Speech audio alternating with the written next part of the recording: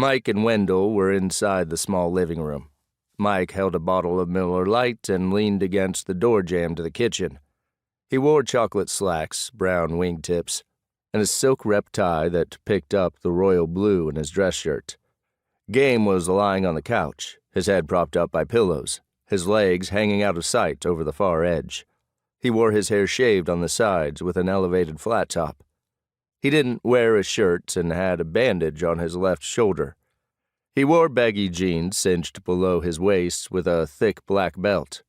"Did you forget the accelerator is the pedal on the right?" Mike asked. "Hush," Rachel said. "Can I get you something to drink, Jack? Soda, beer, something stronger?"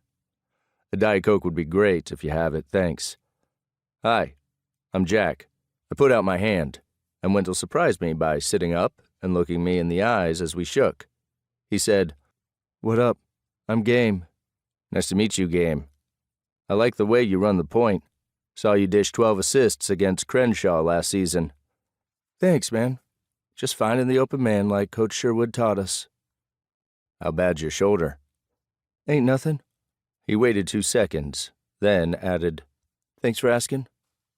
I sat down in one of the 2 flowered armchairs. Rachel re-entered the room with my soda and handed it to me. She sat next to the couch in the other armchair. I looked around the room. The decor was minimal.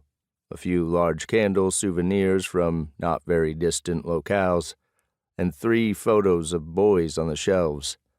The pictures looked like official school portraits, the kind in which subjects pose unnaturally.